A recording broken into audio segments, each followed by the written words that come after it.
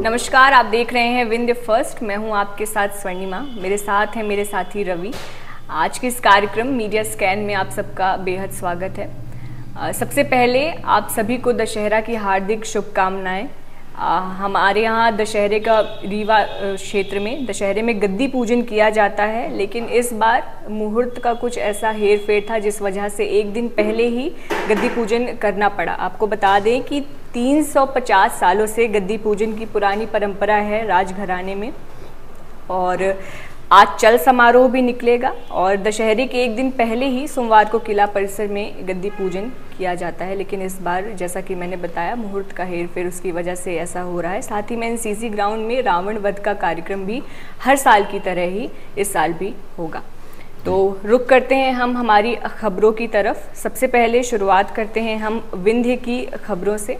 तो हमारे पास है स्टार समाचार। स्टार समाचार का सिटी आसपास स्टार के पन्ने पे हम हैं, जहां पर सबसे पहले हम बात करना चाहेंगे स्वच्छता के क्षेत्र में।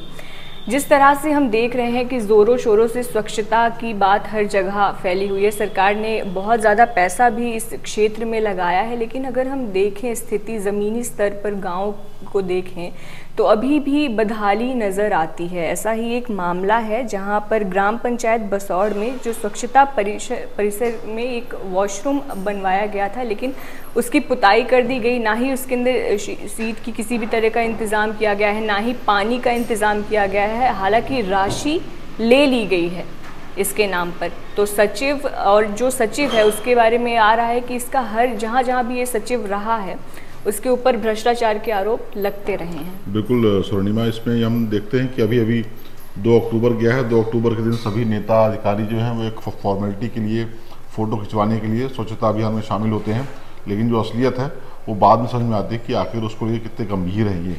जी बिल्कुल। वहीं अगली खबर स्वास्थ्य के क्षेत्र से है, जहां सबसे पहले गोर गांव की है। रायपुर करचुलियान से अव्यवस्था नज़र आ रही है। यहाँ पर जो मरीज़ हैं उन्हें चादर तक नहीं दी जाती है। अस्पताल में, स्वास्थ्य केंद्र में जो वो भर्ती हो रहे हैं, बेड का इंतज़ाम नहीं है उनके लिए। अगर वो कहते हैं कि हमें चादर चाहिए तो उन्हें ये बोल दिया जाता है कि अपने घर से चादर लेके आओ। बहुत सारे पेशेंट्स हैं, उनका कहना है कि हम खाना भी घर से लाकर खा रहे हैं। दूर दूर से पेशेंट्स आते हैं, गाँव के जगहों से दूर दूर से आते हैं और उनको इस तरह की बातें बोल दी जाती हैं वो खाना वहाँ से लेकर आएँ।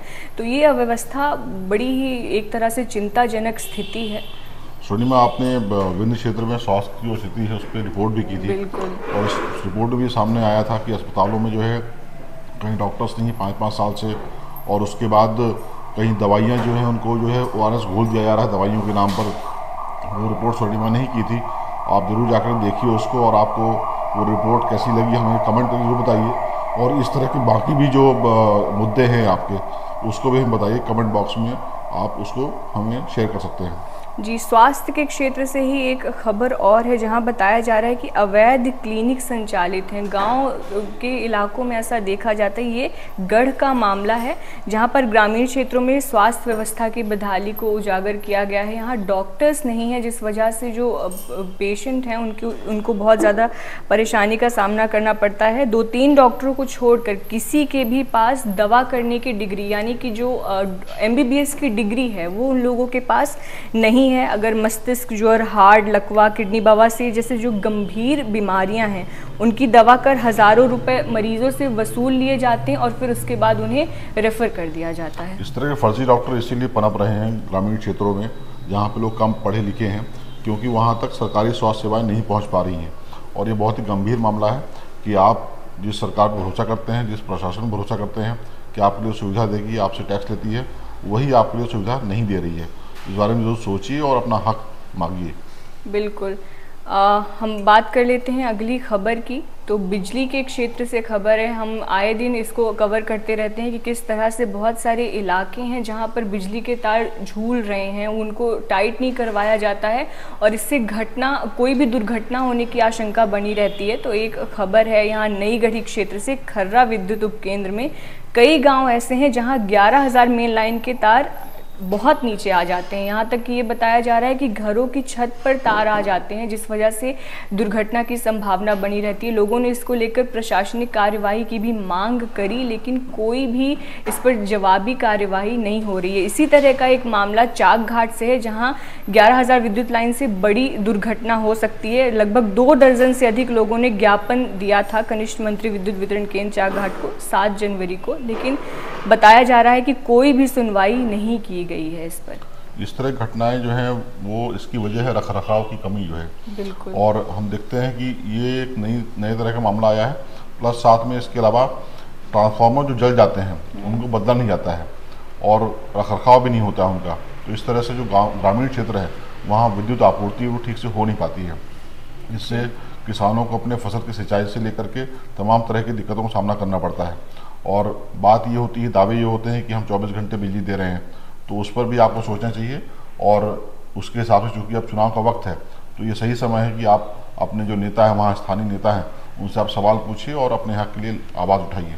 सबसे बड़ी बात इन मामलों में ये लगती है कि बिजली की समस्याओं को लेकर ग्रामीण जो हैं वो लगातार ज्ञापन देते रहते हैं, लेकिन उस पर कोई भी कार्यवाही उनको नहीं मिलती है, सुनवाई नहीं होती, सुनने वाला कोई नहीं। उनको पता है कि लोग कहाँ जाएंगे और क्या करेंगे, तो वो आपको बताने का अवसर जो है वो अभी है। जी, अब हम नामांकन चालू हो गए हैं, उसको लेकर, उस खबर को लेकर हम बात करना चाहेंगे। तो स्वर्णिमा, कल 3 विधानसभाओं में रीवा के जो है वो नामांकन दाखिल किए गए हैं। बिल्कुल। और 6 उम्मीदवारों ने नामांकन दाखिल किए हैं। इसमें सबसे मज़ेदार बात यह है कि जो जागरण ने जो हेडलाइन दी है कि जिले के 3 विधानसभा क्षेत्रों के विधायक ईमानदार हैं, और ईमानदारी का वो नमूना कैसे बता रहे हैं कि उनकी संपत्ति जो है वो पिछले चुनाव से 2018 के बाद से अब तक बढ़ी नहीं है। लेकिन मज़ेदार बात यह है कि उनकी पत्नी की संपत्तियाँ बढ़ गई हैं। तो इसका मतलब ये हुआ कि अपनी संपत्ति उन्होंने पत्नी के नाम ट्रांसफ़र कर दिए। तो उसमें ईमानदारी कैसे हुई? इसके अलावा जो संपत्ति बताई गई है उसमें हम आपको बताते हैं क्या क्या संपत्ति का ब्यौरा दिया गया है जिन्होंने नामांकन दाखिल किए हैं।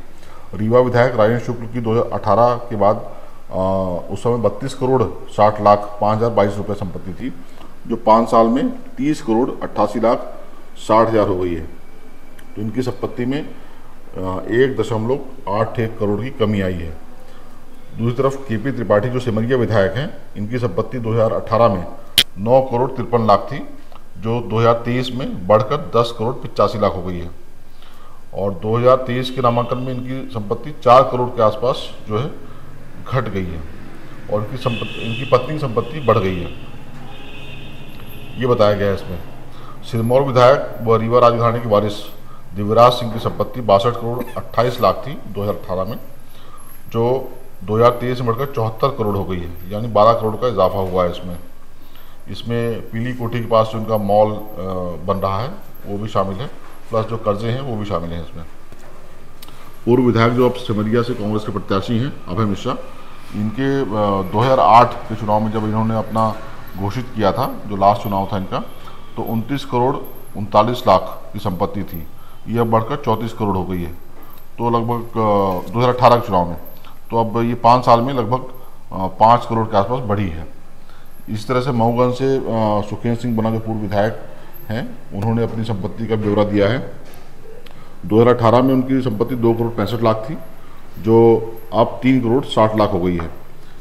इस तरह से विष्णुदेव पांडे सिरमौर विधानसभा से बीएसपी के प्रत्याशी हैं, उन्होंने भी अपनी संपत्ति बताई है।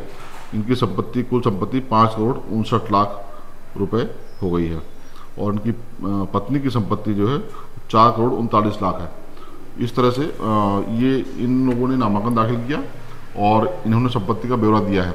आप तमाम ये नामांकन के ब्यौरे जो है, संपत्ति के ब्यौरे हैं, वो इलेक्शन कमीशन की साइट से आप ले सकते हैं, उनमें आप जाकर देख सकते हैं। तो अब चुनावी जो माहौल चल रहा है उसमें बगावती तेवर सभी के हैं, तो बगावत हो रही है हर जगह से। बीजेपी के एक और जो नेता हैं, उन्होंने सिंगरौली सीट से टिकट मांगा था, उनको नहीं मिला तो उन्होंने बगावत कर दी है। उनका आरोप है कि जिनको टिकट दिया गया है रामनिवास शाह, तो उन्होंने जब सिंगरौली में महापौर चुनाव हुए थे, तो महापौर चुनाव के समय उन्होंने उनको हराने के लिए काम किया था और आम आदमी पार्टी की मदद की थी। तो ये हैं चंद्र प्रताप विश्वकर्मा जो है, उनकी पैराशूट लैंडिंग कराई गई है। सिंगरौली में भी उम्मीदवारों ने अपने नामांकन दाखिल कर दिए हैं और यहाँ रानी अग्रवाल ने किया, सिंगरौली से चितरंगी से मानिक ने और देवसर से राजेंद्र विश्राम ने अपने नामांकन दाखिल कर दिए हैं। स्टार समाचार ने सिंगरौली स्टार में ये खबर दी है और बताया है कि आखिर यहाँ पर सिंगरौली को लेकर खास तौर पे उन्होंने एक अलग से कॉलम दिया है, जिसमें बताया है कि जो रानी अग्रवाल हैं वो महापौर हैं और उनका जो वादा था महापौर बनते समय वो ही पूरे नहीं हुए हैं, जिसकी वजह से उनके खिलाफ नाराज़गी है वहाँ पर। स्वर्णिमा जी, अब हम बात करते हैं, हम हमारी प्रादेशिक खबरों की तरफ रुख करेंगे। सबसे पहले हम बात करना चाहेंगे, अगर किसी भी क्षेत्र में महिलाओं की जो एम्पावरमेंट है उसका बहुत बड़ा रोल होता है वहाँ के विकास में, फिर चाहे वो स्वास्थ्य का क्षेत्र हो, शिक्षा का क्षेत्र हो या कोई भी अन्य क्षेत्र हो। इसको लेकर एक खबर है हमारे पास, जहां पर पत्रिका की ये खबर है, जहां बताया जा रहा है कि प्रदेश की 1.37 लाख महिलाएं मातृ वंदना के लाभ से ये वंचित है। मातृ वंदना योजना सरकार की एक योजना है जिसके अंतर्गत पहले प्रसव और दूसरे प्रसव पर अगर बेटी होती है तो इसको लेकर उन्हें कुछ मातृत्व बेनिफिट्स मिलते हैं, लेकिन यहाँ पर जो स्थिति है वो सही नहीं है। आपको बता दें कि हितग्राहियों पर पोर्टल पे इनको रजिस्ट्रेशन करना पड़ता है। बहुत सारे ऐसे रजिस्ट्रेशन हुए हैं जिनके अप्रूवल अभी तक अधर में लटके हुए हैं। आपको बता दें इसमें डेटा है जहां महिलाओं की संख्या पहले प्रसव की जो पंजीकृत महिलाएं हैं 2 लाख से ऊपर है, 2,36,621 है, जिसमें से 51,000 से ऊपर महिलाओं का अप्रूवल अभी तक लंबित है। ये हम पहले प्रसव की बात कर रहे हैं। दूसरे प्रसव की बात करें तो इसमें 1 लाख से ऊपर महिलाएं पंजीकृत हैं। वहीं फिर इसी तरह की स्थिति है जहां 29,418 महिलाओं के अप्रूवल अभी तक लंबित हैं।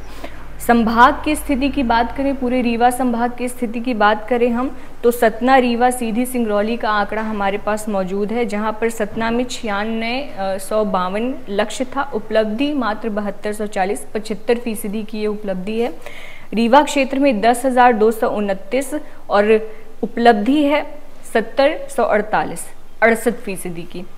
सीधी 50,163, 36,59 उपलब्धि है 72% की। सिंगरौली 54,82, 33,18 उपलब्धि है 61% की। वहीं इसको बताया जा रहा है कि ये महिला बाल विकास विभाग की बड़ी लापरवाही की वजह से ऐसा हो रहा है। साथ ही में आयुक्त ने भी इस पर नाराज़गी जताई है। उनका कहना है कि ये जो योजना है उसकी कमज़ोर प्रगति पर जो महिला बाल विकास डॉक्टर रामराव भोसले हैं उन्होंने असंतोष जताते हुए कलेक्टर से प्रकरणों का निराकरण करने की जितनी जल्दी से जल्दी हो सके मांग करी है। बिल्कुल स्वर्णिमा, ये आप जो बता रही हैं महिलाओं का मामला है और एक तरफ तो बड़े बड़े वादे हो रहे हैं, लाडली बहना के नाम से योजनाएं लॉन्च की जा रही हैं, लेकिन जो ज़रूरत है, असली ज़रूरत है, जब ज़रूरत पड़ती है महिलाओं को तब वहाँ पर किस तरह की लापरवाही की जा रही है, वो एक खबर बता रही है पत्रिका की। जी, योजनाएं जो अब नई योजनाओं से काम नहीं चलेगा, जो पुरानी है उनका ही कार्यान्वयन अगर सही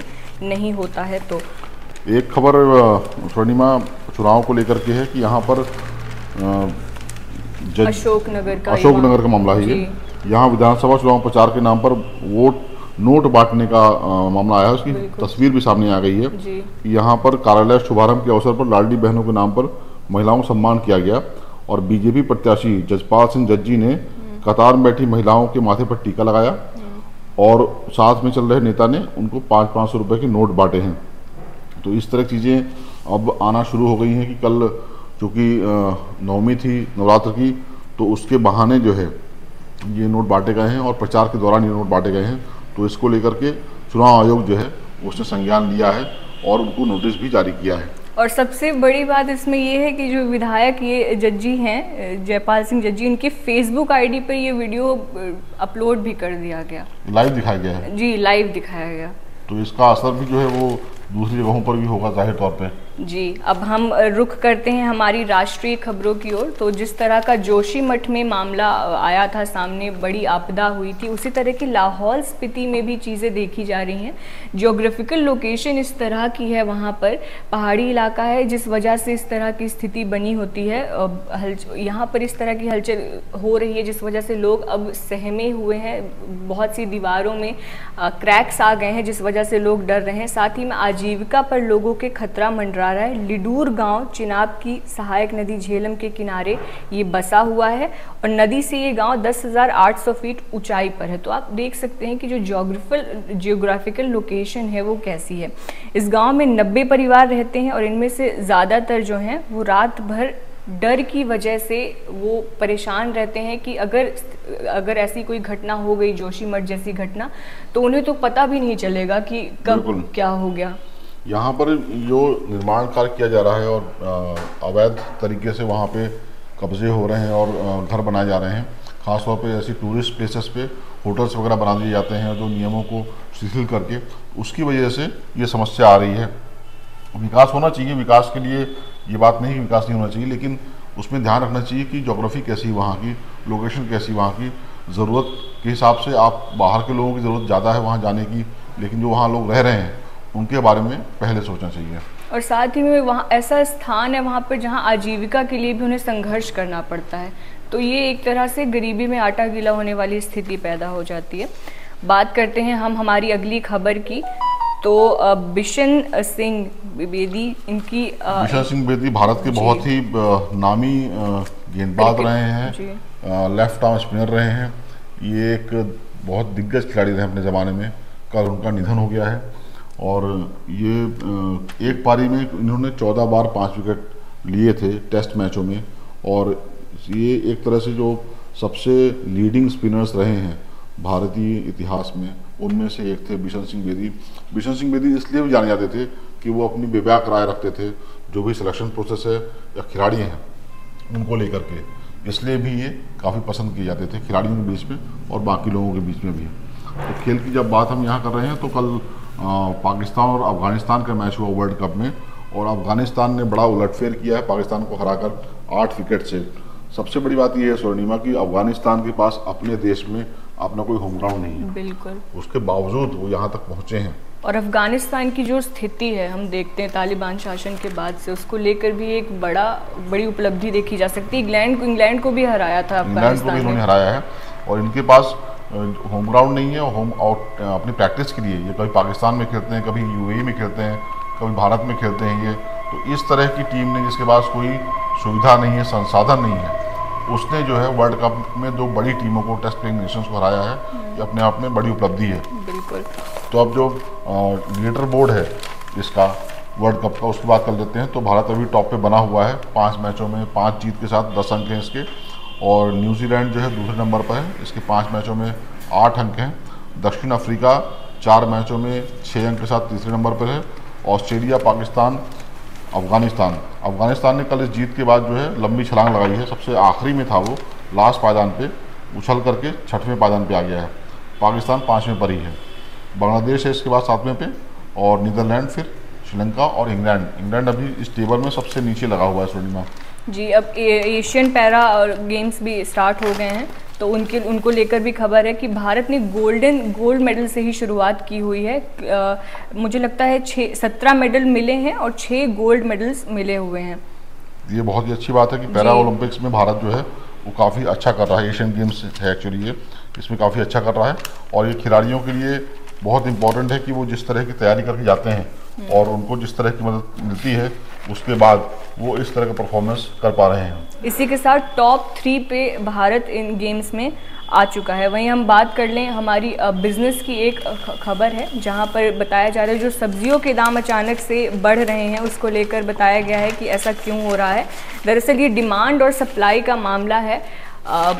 सब्जियां जितनी ज़्यादा ज़रूरत है उनकी, वो आपूर्ति पूरी नहीं हो पा रही है, जिस वजह से उनका प्राइस जो है वो इन्फ्लेट हो रहा है तेज़ गति से। और अब स्वर्णिमा क्या है कि मौसम ऐसा है कि अब शादियों का सीजन आ रहा है, बिल्कुल, और शादियों का सीजन का त्योहारों का सीजन भी है जी। ऐसे मौके पर डिमांड तो बढ़नी है, लेकिन अगर सप्लाई नहीं होगी तो सब्जियों के भाव बढ़ने हैं और महंगाई बढ़नी है। तो इसका ध्यान रखना होगा कि ये डिमांड और सप्लाई का जो गैप है इसको सरकार कैसे फिल करती है, कैसे जो आम आदमी है उसकी थाली तक सब्जियां पहुंचती रहें, ताज़ी सब्जियां। जी, कार्यक्रम के आखिरी पड़ाव की तरफ हम रुख करते हैं, तो हमारे पास कुछ कार्टून्स होते हैं, उन पर हम बात करते हैं। सबसे पहले हमारे पास चुनावी एक पॉलिटिकल कार्टून है, पत्रिका में है, पत्रिका के जो पेज है मध्य प्रदेश का महामुकाबला उसमें है। तो इसमें जो टिकट वितरण को लेकर के आजकल नाराज़गी चल रही है, तो उसको लेकर के है कि जब नेता जाते हैं अपना चुनाव लड़ने के लिए तो आपसे वादे करते हैं कुछ, और जब वो हो सकता है कि वादे पूरे हों और कई वादे पूरे नहीं होते हैं। तो यहाँ पर कार्टून दिखाया गया है कि गांव वाले खड़े हैं और नेताजी अपना परेशान मुद्रा में हैं। तो गांव वाले कह रहे हैं जैसे वादे ये जनता से करते हैं वैसे ही वादा इनसे भी कोई कर गया जी, टिकट कट गए, बिल्कुल, और टिकट कट गया जी। वहीं स्पोर्ट्स को लेकर एक तंज कसा गया है, स्पोर्ट्स को इंक्लूड किया गया है बॉलीवुड के थ्रू, जिसमें बताया गया कि यह एकमात्र जगह है जहां हिट एंड रन पर तालियां मिलती हैं। अंपायर कह रहा है ऐसा, सजा नहीं मिलती, बिल्कुल सजा नहीं मिलती। तो ये था आज का हमारा कार्यक्रम। आपको हमारा कार्यक्रम कैसा लगा इसे ज़रूर बताएं। अगर आपको हमारे वीडियोस पसंद आते हैं इसे लाइक करें, और हर तरह की खबरें देश विदेश, स्पोर्ट्स, खासतौर विंध्य की खबरों पर हमारी इस कार्यक्रम के माध्यम से हम नज़र रखते हैं। क्या ज़रूरी मुद्दे हैं उस पर हम नज़र रखते हैं, तो ये हमारे कार्यक्रम को ज़रूर देखें। अगर आपको किसी भी तरह का फीडबैक देना है, आपके किसी भी तरह के जन मुद्दे हैं, हमें ज़रूर कमेंट करके हमारी ईमेल आईडी पर भी आप जाकर हमें फीडबैक दे सकते हैं। और बने रहिए हमारे साथ, हमारे चैनल को सब्सक्राइब करिए, वीडियोस को शेयर करिए। बहुत बहुत धन्यवाद।